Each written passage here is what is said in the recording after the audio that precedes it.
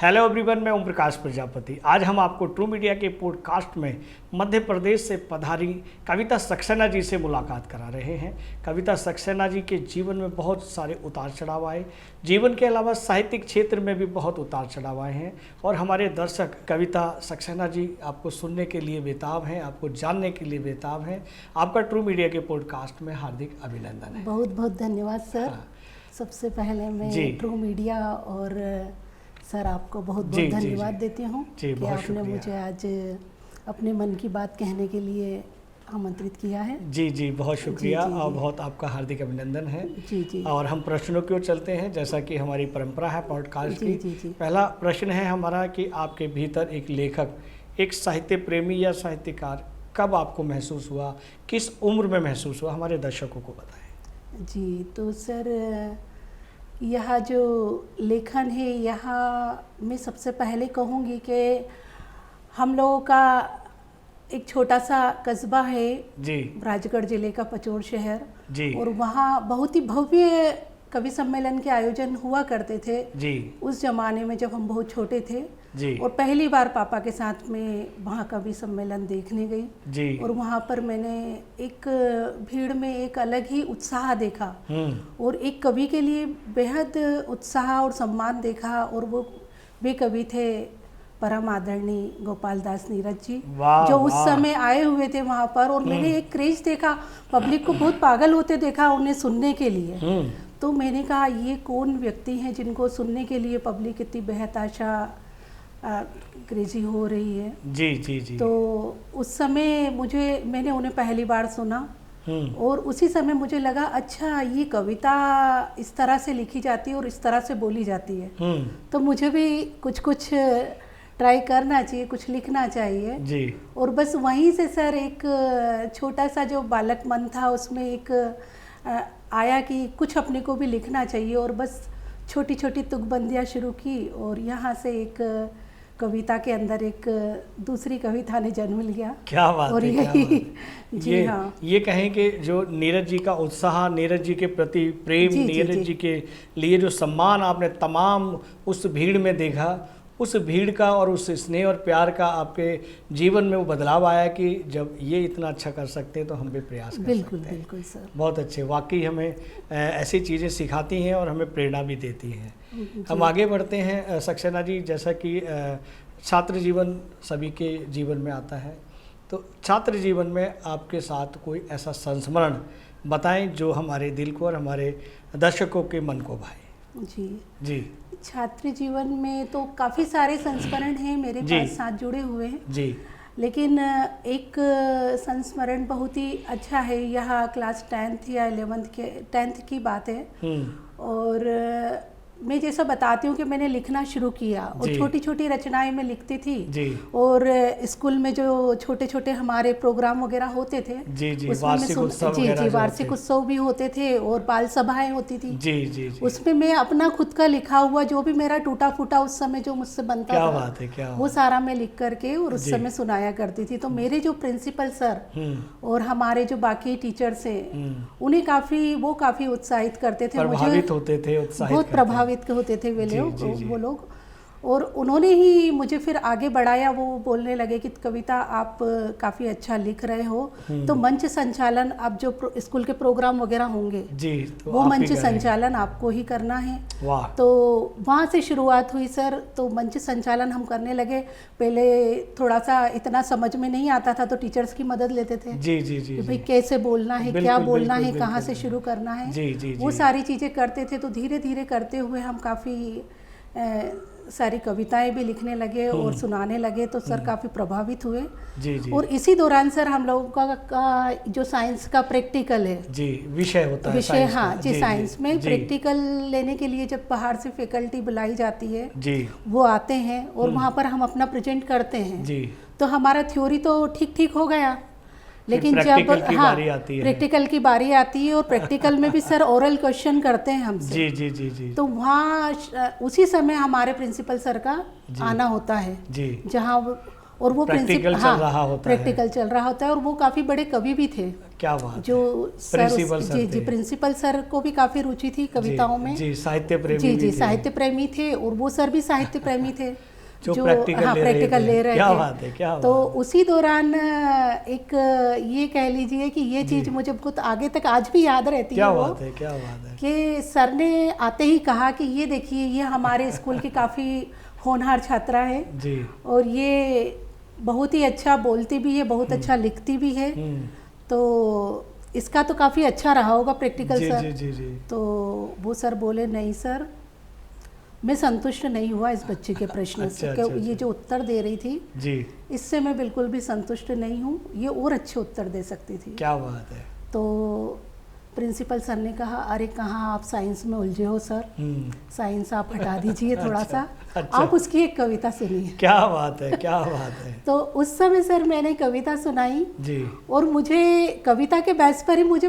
Full marks मिल गए। क्या बात है, क्या उस समय तो शायद मैं पहले स्टूडेंट हूँ हिंदी की स्टूडेंट जो कविता सुना करके साइंस में मार्क्स ला सकती हूँ। बहुत भाग्यशाली है जी, जी, जी सर, क्योंकि आपने हिंदी की सेवा करनी शुरू कर दी और हिंदी प्रेमी हैं और आपको साइंस में आपको प्रैक्टिकल में कविता सुनाकर मार्क्स मिल गए। ऐसे बहुत ही कम भाग्यशाली छात्र होते हैं, जी, जी, जी, जिनमें से आप एक हैं। आपको बहुत शुभकामनाएं। जी, जी, जैसा कि आप हमें सूत्रों से पता चला है कि आप बचपन में कहीं या छात्र जीवन में ही साहित्य के क्षेत्र में, कविता के क्षेत्र में लिखना शुरू किया और उसी से आपने अपने स्थानीय समाचार पत्र पत्रिकाओं में भी छपना शुरू किया। जी, जी, जी। जब छात्र जीवन में होते हैं तो बाकी जो आपके सहपाठी होते हैं, सहेलियां हैं, मित्र हैं, तो उनके बीच में आपको खुशी मिलती थी, लेकिन कभी ऐसा भी हुआ कि किसी जो महिला जो छात्राएं हैं उनसे कभी एक खुशी ना मिलने वाली या एक चिड़न वाली या कुछ ऐसी स्थिति भी बनी कि जो आपके सहपाठी आपसे चिढ़ते हो कि ये तो अखबार में छपते हैं और हम लिख भी नहीं पाते हैं? ऐसा कभी मंजर बना आपके बीच में? नहीं सर, ऐसा मंजर नहीं बना जी। उस समय स्थिति अलग थी सर। उस समय जो माहौल बना हुआ था, जो दोस्त थे वे भी एक दूसरे का सम्मान करते थे। जो टीचर थे वे छात्रों का सम्मान करते थे, छात्र टीचर का सम्मान करते थे। तो वे सभी हमारी इस कला का फायदा उठाना चाहते थे। अच्छा। वो चाहते थे कि ये जब हमारी दोस्त काफ़ी सहेली काफ़ी अच्छा लिख रही है तो अपन इसका कहाँ पर प्रयोग किया जाए। क्या बात तो है, वो कुछ भी हमें कहीं पर जैसे ग्रीटिंग कार्ड्स देने होते थे किसी को, तो वो छोटी छोटी लाइनें हमसे लिखवानी आ जाती थी। वो यूज कर लेते बिल्कुल, थे, प्रयोग कर लेते थे। हाँ, बिल्कुल, बिल्कुल। और हम लोगों को जैसे स्कूल में हमको प्रोग्राम करने होते थे, सांस्कृतिक आयोजन होते थे। तो सर हमने जब हम 10th क्लास में थे तो अपनी सहेलियों को मिला करके हमने एक कवि सम्मेलन का आयोजन किया। क्या बात है, क्या हम सभी छोटे छोटे कवि और बड़े बाल कवि सम्मेलन। जी, जी, उसको कवि सम्मेलन नाम दिया हमने। और हमने उसमें काफ़ी जो बड़े बड़े कवि थे उनकी कविताएं चुरा करके, अच्छा, और उन्हीं की स्टाइल में बोलना, नहीं हम वही बन गए। अच्छा, अच्छा। कि हम यही, जैसे हमें मिला सुरेंद्र शर्मा जी, जी, तो हम उनको दूरदर्शन, जी, हास्य व्यंग्यकार काफ़ी नाम था उस समय उनका, और उन्हें हम दूरदर्शन पर सुनते थे। तो जब हमें उनको देखा तो हम मंच पर वही बन गए और उन्हीं की तरह से ही हम बोलने लगे। वो जिससे उनका डायलॉग था ना, 4 लाइनें सुनाई दिया हूँ, तो वो इस तरह से हम लोग शुरू हो गए। क्या आपको उनकी कुछ 4 लाइनें अभी याद हैं? जी, 4 लाइन, हाँ, उस समय जो उन्होंने 4 लाइन सुनाई थी जी, तो सर ने उस समय सुनाया था, दूरदर्शन पर हम सुन रहे थे उनको जी। और उस प्रोग्राम में अशोक चक्रधर जी थे और काफ़ी बड़े बड़े नाम थे जो उनके आसपास बैठे हुए थे। तब सुरेंद्र शर्मा जी सुना रहे थे, उनका निराला अंदाज था जिसमें वो हंसते बिल्कुल नहीं है। जी, जी, जी, जी। और वहाँ पर वो बोल रहे थे कि पहले कवि सम्मेलनों में ऐसा होता था कि 4-5 कवि और कवित्री बस एक ही रखते थे। जी, जी। तो सुरेंद्र शर्मा सर ने उसी पर लेकर के बोला अशोक जी को कि अशोक जी, ये इतने सारे कवियाण के बीच में या कवित्री तन्ने कसी लागे। हरियाणवी भाषा में। बिल्कुल। तो मैं बोलियो कि अशोक जी, मन ने तो यहाँ खटारान के बीच में मारुति सी लागे। तो इस तरह से सर हम जी, हाँ, इस तरह पूरी प्रस्तुति दिया करते थे। बिल्कुल इस तरह से प्रस्तुति हम दिया करते थे। बहुत अच्छे। सक्सेना जी, हम आगे बढ़ते हैं। जैसा कि हम जानते हैं कि आपने हिंदी में MA किया है जी। तो हम चाहेंगे कि आप हमारे दर्शकों को हिंदी में अपनी कोई रचना हमारे दर्शकों को सुनाएं। जी जी जी। हिंदी में भी हाल ही में लिखी हुई सर मेरी एक रचना काफ़ी सराही जा रही है। वो रचना मैंने लिखी है जी, स्वागत कि है। जैसे आजकल क्या हो गया है कि घर में पति और पत्नी दोनों ही रह गए हैं, क्योंकि बच्चे तो या तो पढ़ाई के सिलसिले में या नौकरी के सिलसिले में बाहर है जी। तो घर में बस पति पत्नी रह जाते हैं और दोनों ही एक दूसरे से बातें करते हैं और किस तरह से अपने बच्चों को याद करते हैं। जी जी जी। उसी पर मेरी एक रचना है, उसकी मैं 2-4 लाइनें सुनाती हूँ जी, आपको। स्वागत है, स्वागत है। कि एक दूसरे को टोके, एक दूसरे को ताके, हो अब घर में रह गई है बस 2 ही जोड़ी आंखें। वाह, अब घर में रह गई है बस 2 ही जोड़ी आंखें। वाह वाह वाह। तो सर इसका एक बंद सुना देती हूँ मैं आपको। जी जी जी। क्योंकि जब बच्चे घर लौट करके आते हैं तो मम्मी पापा ये नहीं देखते कि होली पे अपने को ये मिठाई बनानी है, जी जी जी, दिवाली पर ये बनाती। जब बच्चे आते हैं तब त्योहार हो जाते हैं, दिवाली बन जाती है। बिल्कुल बिल्कुल बिल्कुल। तो यह एक अंतरा सभी के दिल को छूता है, यही मैं आपके सामने सुना देती हूँ कि वो जब भी लौट आए त्योहार लौट आए। वाह वाह। वो जब भी लौट आए त्योहार लौट आए। आंखों की सूखी नदियाँ में बाढ़ लौट आए। आंखों की सूखी नदियाँ में बाढ़ लौट आए। मन पंछी बावला हो, मम्मियों का मन पंछी जैसा बावला हो जाता है कि मैं क्या बना के खिला दूं। मेरा लाड़ला 2 दिन के लिए आया है तो इसे मैं क्या बना करके खिला दूं। तो इस तरह से सभी मम्मियों की हालत एक सी होती है। तो कि वो जब भी लौट आए त्योहार लौट आए। आंखों की सूखी नदियाँ में बाढ़ लौट आए। मन पंछी बावला हो, मन पंछी बावला हो, कितनी समेट पाखे। हो अब घर में रह गई है जी बस जी। 2 ही जोड़ी आंखें। वाह, बहुत सुंदर, बहुत मार्मिक है। और एक रिश्तों के ऊपर आपने बिल्कुल, जो बिल्कुल। माँ और बच्चों का जो रिश्ता है, जो प्रेम है, जो वात्सल्य है, उसको आपने अपनी कविताओं का रूप दिया है। वाकई बहुत खूबसूरत है और सभी माँओं के दिल पसीज जाएंगे आपकी रचना। जी जी, काफ़ी मम्मियों को रोना भी आया। जी, फोन आए काफ़ी सारी मम्मियों के, जब मैंने वीडियो अपना लोड किया था उस पर तो काफ़ी मम्मियों के फ़ोन आए। चलिए हम आगे बढ़ते हैं। आपने हिंदी में अपनी एक रचना सुनाई और हम चाहते हैं कि अपनी मालवी बोली की भी कुछ रचनाएं या कुछ शेर या कुछ पंक्तियां हमारे दर्शकों को सुनाएं। जी जी बिल्कुल जी। ये सर मालवी बोली का, हम लोग मालवा क्षेत्र से आते हैं जी। मेरा पचोर, राजगढ़ ज़िले में पचोर, जी, वहाँ मेरा ये जन्मस्थली है मेरी। और मैं अभी फ़िलहाल शुजालपुर में रहती हूँ जो कि उज्जैन के करीब है। और ये मालवा क्षेत्र है और वहाँ पर मालवी बोली बहुत मीठी बोली है सर हमारी। जी जी जी। उसमें ही मैंने कुछ रचनाएं लिखी थी उस समय। तो कुछ रचनाएं तो मैंने नेताओं पर लिखी थी और कुछ रचनाएं में गांव में एक मजदूर के ऊपर सर मैंने लिखी थी। गांव में जिस तरह से मजदूरों की हालत होती है, जो गरीबी मैंने देखी थी। तो उस गरीबी में सर ये हो रहा था कि मैंने एक, मेरे मामा का गांव था, मैं वहाँ गई हुई थी और वहाँ पर एक मजदूर महिलाओं को अपने बच्चे को समझाते हुए मैं देख रही थी। जी जी जी। और वो बच्चा रो रहा था, कुछ उसको मीठा खाना था सर, पर उसकी हालत इतनी ज़्यादा गरीब थी वो महिला कि वो मीठा उसके लिए ला नहीं पा रही थी। तो वो उसकी स्थिति को देखते हुए मैंने सर वहाँ पर पंक्तियाँ लिखी थी। और ये मेरी 15 साल की उम्र में लिखी हुई रचना है जो मैं आपको अभी पढ़ रही हूँ। जी, स्वागत है, स्वागत। तो बच्चे को वो ऐसे समझाती है सर मालवी में। ओम्हारा लाड़ कंवर सूखी रोटी भाजी दाल रे, खाले खाले नहीं रोजावई हो, फिर हम माल रे। माल खेत को बोलते हैं सर वहाँ पर। जी जी जी। कि म्हारा लाड़ कंवर सूखी रोटी भाजी दाल रे, खाले खाले नहीं रोजावई हो, फिर हम माल रे। गोल कहाँ से लाऊं मैं मुखियो नी देवे उधार, खीर कहाँ से लाऊं मैं लल्ला दूध रे वाह, मारा, वाह, वाह, लाड़ कुंवर सूखी रोटी भाजी दाल रे। सर ये उस समय की रचना है। जी रचना सर। है। लेकिन एक अब ये भी जानना चाहेंगे कि आपने 15 वर्ष की उम्र में एक माँ और बच्चे के दिल को छूने वाली, जो हृदय को झकझोरने वाली बातें सुनी और आपने अपनी मालवी भाषा में इनको एक शब्दों में पिरो दिया। जी जी। ये 15 आपकी 15 वर्ष की उम्र में साहित्य प्रेम कहेंगे। लेकिन वर्तमान में जो हमारे युवा साथी हैं वो साहित्य और संस्कारों से विहीन होते जा रहे हैं। क्या मतलब है, क्या फ़र्क है? जब आप 15 वर्ष के थे आपने साहित्य से प्रेम किया, आज इस वर्तमान में युवा जो है साहित्य और संस्कारों से विहीन होते जा रहे हैं, क्या कारण बन रहा है? जी सर, कारण तो बहुत सारे हैं जी।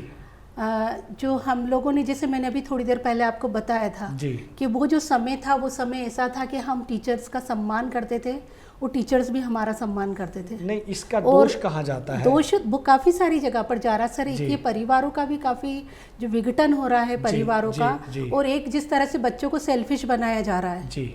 और बच्चों को सारी सुविधाएं आज जो हाथ में दी जा रही है, जैसे पहले था, पहले पेरेंट्स थोड़ी गरीबी भी देखते थे तो पेरेंट्स बच्चों को थोड़ा सा सिखाते थे सर ये चीज़ कि आपको थोड़ा सा अपने पैर थोड़ा सा मोड़ लीजिएगा।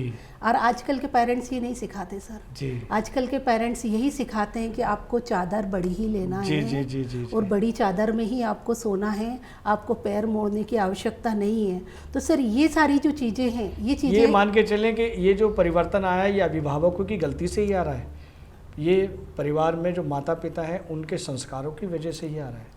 काफ़ी सारी चीज़ें ये मान सकते हैं कि इनका ज़्यादा रोल, इनका बड़ा रोल है। बिल्कुल बिल्कुल। इन जो इस तरह के जो विघटन देख रहे हैं, साहित्य और संस्कृति से विहीन होते जा रहे हैं, लेकिन उन अभिभावकों को भी तो इस नुकसान को झेलना पड़ेगा ना सर। थोड़े समय का सुख दिखता है उनको। उनको ये दिखता है कि आज हमारे बूढ़े माँ बाप हैं और यहाँ पर रिश्तेदार हैं, हम कहाँ इन लोगों के बीच में, और ये सारी जिम्मेदारियाँ हम निभाएं। लेकिन जो अभिभावक जब बुजुर्ग होंगे, जब वो भी एक बालक का रूप बन जाता है, जो बुढ़ापा कहे या बुजुर्ग हम बनते हैं, तो एक वो व्यक्ति बचपन में आ जाता है।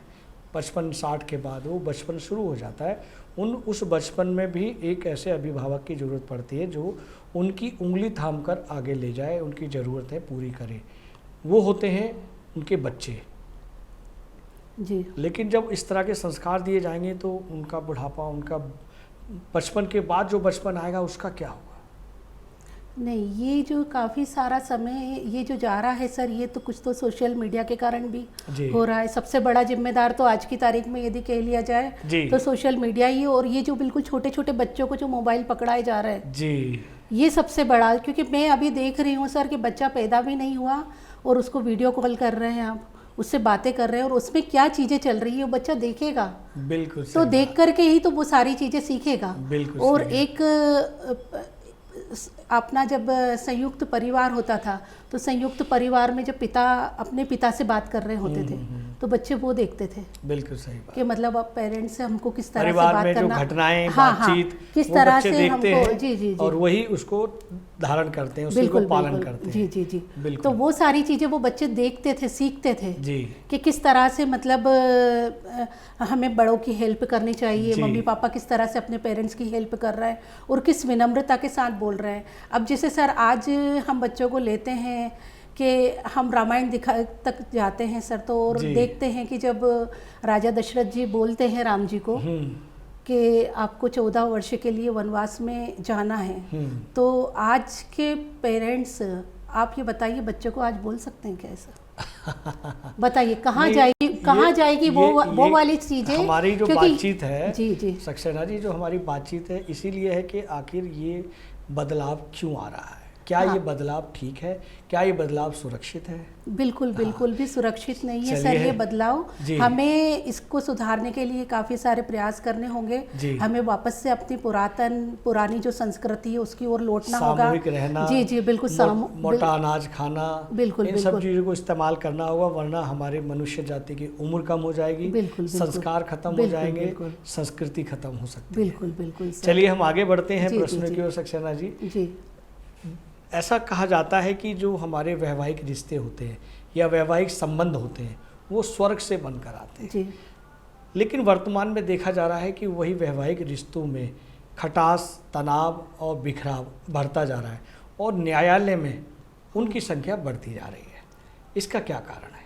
बिल्कुल, बहुत सही प्रश्न किया सर आपने ये तो मुझसे, क्योंकि मैं अपने आसपास ये काफ़ी सारी चीज़ें देखती हूँ और मैं अभी एक केस रिश्ते में भी, हमारे करीबी रिश्ते में भी हुआ है जी, तो वहाँ पर भी मैंने देखा है, मैं खुद गई हूँ कि किस तरह से जब बच्चों के बीच में तलाक हुआ तो वहाँ पर जब जज ने क्वेश्चन किया था, लड़की से भी क्वेश्चन किया, लड़के से भी जी। मैं अपनी लाइफ में पहली बार मैंने केस देखा इस तरह का, न्यायालय में आपने बिल्कुल पहली बार गई और उसमें तो वहाँ जब मैंने सुना तो जज साहब ने पूछा कि आप लोग कितने पढ़े लिखे हो, तो लड़के ने कहा कि मैंने MBA किया है, लड़की ने कहा मैंने MTech किया है। तो जज साहब ने उस समय ये बोला कि क्या यही कारण है, आप लोग ज़्यादा पढ़ लिए हैं शायद, इसीलिए आप लोग विघटन चाहते हैं जी।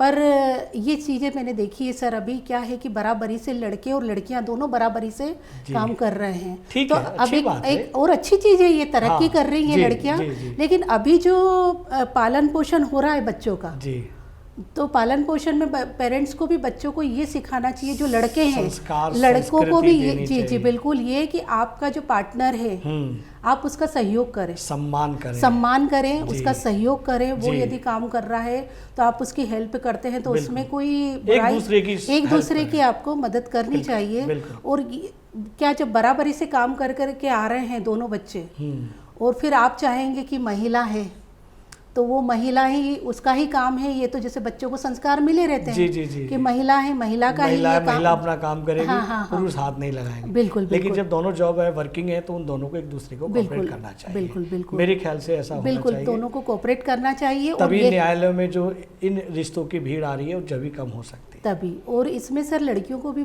सिखाना पड़ेगा कि जैसे आपके वो पेरेंट्स से ऐसे ही आपके ये पेरेंट्स से दूसरे घर पे जा रही हैं, वो भी तो बिल्कुल, तो आप जिस तरह से अपने पेरेंट्स का सम्मान करती हैं वैसे ही आपको इनका सम्मान भी, दोनों के लिए ही बोल रही हूँ मैं। यहाँ मुझे एक बात याद आ गई है सक्सेना जी, कविता जी, ऐसा एक कार्यक्रम में मैंने सुना था कि जो सास होती है उन्हें मदर इन लॉ कहते हैं और जो पुत्र वधू होती है उन्हें डॉटर इन लॉ कहते हैं।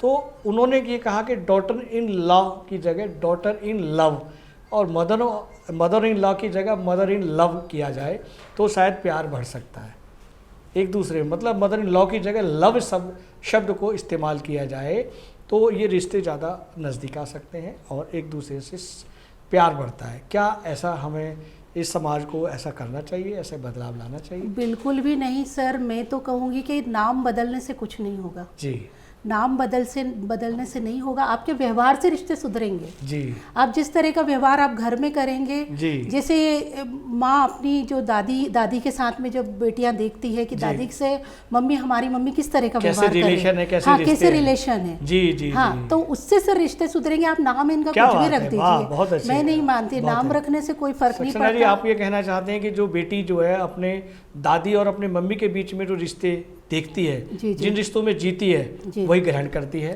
वही जहाँ जाती है वही वो उनको प्रयोग करती है। तो ये जो हमारे पुराने, हमारे जिस घर में रहते हैं, जहाँ पर जो संस्कार चलते हैं, उन्हीं संस्कारों का ही दूसरी पीढ़ी में जब बदलाव होता है और वही उसी में जीते हैं। तो ये प्रयास हमारे अभिभावकों को शुरू करना होगा ताकि उस बच्चों में अच्छे संस्कार बिल्कुल और अच्छा दूसरे घर में जाके अच्छा से जिए। बिल्कुल क्या बात है। और जैसे बच्चों को जो हमारे घर में जो तीज त्योहार होते हैं जी, तो कम से कम बच्चों को ये तो सिखाना ही चाहिए कि आपको कैसे भी करके, आप 4 दिन की छुट्टी मिल रही है, आप गोवा ट्रिप प्लान कर लिया आपने, कहीं कहाँ चले गए, तो उसकी बजाय आप अपने घर परिवार के अपने लोगों से मिले, संयुक्त परिवार में आए, वहाँ पर आयोजन करें, वहाँ जी, तो वहाँ पर आप काफी सारी चीजें सीखेंगे और आप जुड़े भी रहेंगे उससे, उस परिवार से। ये कहेंगे कि गुड फील महसूस होगा और मानसिक रूप से और शारीरिक रूप से टच रहेंगे। बिल्कुल बहुत अच्छे। अब आगे बढ़ते हैं सक्सेना जी, जैसा कि हमें पता चला है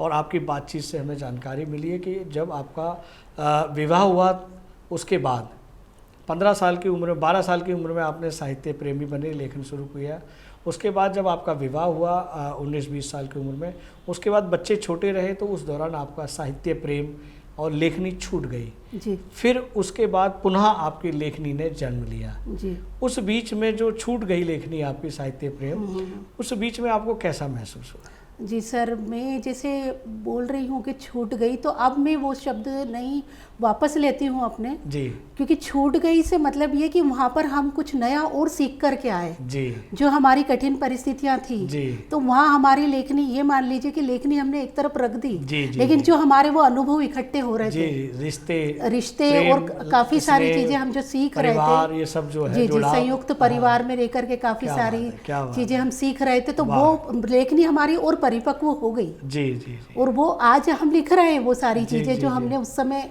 महसूस की, वो आज, हाँ, वो आज हम परोस रहे हैं। ये कहें कि उसमें भी आपने कुछ ना कुछ सीखा है, बिल्कुल। कलम को साइड में रखकर बिल्कुल बिल्कुल जो महसूस किया उसको जी, कलम जी, के द्वारा उतारा जा रहा है।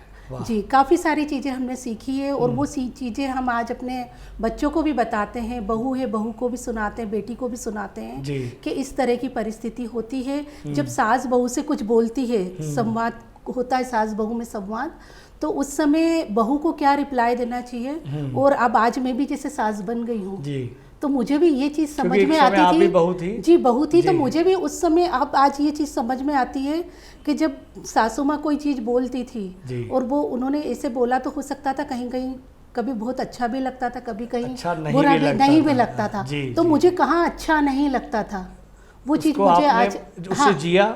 फिर आप जब आप सास बन गए तो उस बहू में वो प्रयोग करके उसको संशोधन करके उसको दे रहे हैं। बिल्कुल बिल्कुल। वाह वाह। और वही मैं बेटी को बोलती हूँ कि बेटी को भी मैं वही शिक्षा दे रही हूँ कि आपकी जब माता जी मम्मी जी कुछ बोलती हैं तो ये नेचर रहता है, यदि वो आपको कुछ बोल रही तो आप उसको पॉजिटिव ले, जी, आपके भले के लिए ही वो आपको कुछ बोल रही है, तो ये चीज़ आप जब देंगे बच्चों में तो बराबर रिजल्ट अच्छा ही आएगा। जी सक्सेना जी, जैसा आप जिस माहौल में, जिस परिवेश में आप जी रहे हैं वो सारा सकारात्मक है, जी जी, लेकिन देश में, देश के तमाम राज्यों में ऐसा नहीं हो रहा है। जी, चलिए हम ये मानते हैं, ये भी बात करते हैं आपसे कि जो वर्तमान में युवा है अगर वो साहित्य और संस्कृति से जुड़ता है तो उसको क्या क्या लाभ मिल सकता है? जी, लाभ तो काफ़ी सारा मिलेगा जी, क्योंकि देखिए एक साहित्यकार क्या समाज को आईना दिखाता है, जी जी, और हम जो देखते हैं वही हम लोग लिखते हैं जी, और अपने जैसे जैसे लेखनी या परिपक्व होती जाती है, आपके अनुभवों से लेखनी परिपक्व होती है। लोग कहते हैं, मुझे बोलते हैं, काफ़ी सारे लोगों को मैंने कहते सुना, हमारी इतनी किताबें आ गई, हमने इतना लिख डाला, इतना, वो चीज़ों से मुझे लगता है लेखनी परिपक्व नहीं होगी। हम ये कहेंगे कि लेखनी से क्या परिवर्तन आया, किसी एक व्यक्ति में या अनेक व्यक्ति में कितने परिवर्तन आए, तो वही प्रश्न युवाओं के लिए है। बिल्कुल वही प्रश्न युवाओं के लिए है कि आप जब युवा थे और आपने उस समय के जो आपके अनुभव और आज का जो बदलाव है उसमें आपको एक सामंजस्य बिठाना है, क्योंकि आप ऐसा तो है नहीं कि छोटी जगह पर बच्चों को रख करके बैठ जाओगे। जी जी, जी। उनकी तरक्की भी जरूरी है, बिल्कुल सही। देश की तरक्की भी युवाओं से ही है, बिल्कुल बिल्कुल। तो उनको छूट तो आपको देनी है जी, लेकिन उनको छूट देने के साथ में आपको हमारी जो शिक्षा है जी, शिक्षा में भी थोड़ा सा बदलाव आना चाहिए जी, जी, जी। और जो अभी जो हमारे पुरानी जो धर्म संस्कृति है उससे भी बच्चों को जोड़ना चाहिए, शिक्षा में, जी जी जी बिल्कुल, उससे भी वो भी जीना चाहिए जी, जी। और अनुभव से काफ़ी कुछ, आप कोई प्रैक्टिकल होकर के और आप कुछ लिखेंगे जी। मैंने जैसे एप्पल देखा ही नहीं और मैं लिख दूंगी, मैंने सुन रखा है कि एप्पल लाल होता है, मैं लिख दूंगी कि हाँ भाई एप्पल लाल होता है, जी, जी, जी, ठीक है, लिख दिया तो कोई को भाव ही नहीं आएगा, आपको भी नहीं आएगा, पढ़ने वाले को भी नहीं आएगा, सुनने वाले को भी नहीं आएगा। लेकिन मैं जब उसको खुद पेड़ के वहाँ से तोड़ूंगी, खाऊंगी, खा करके उसका टेस्ट लूंगी और फिर जो मुझे अनुभूति होगी वो उस दौरान जब फिर मैं वहाँ पर लिखूंगी तो फिर वो सामने वाले व्यक्ति को लगेगा अच्छा ये ऐसा भी होता है, ये खाने की चीज़ भी इसको खाएंगे तो इसमें ये टेस्ट, तो ये सारी चीज़ें साहित्य के लिए है सर। बहुत अच्छे, बहुत अच्छे। जी जी। कविता सक्सेना जी, आपने ट्रू मीडिया के पॉडकास्ट के लिए अपना बेशकीमती समय दिया, उसके लिए बहुत बहुत धन्यवाद। धन्यवाद सर। अगर आप ये वीडियो YouTube पर देख रहे हैं तो हमारे चैनल को सब्सक्राइब करें और बेल आइकन को दबाना ना भूलें। अगर आप Facebook पर ये वीडियो देख रहे हैं तो हमारे पेज को लाइक करें।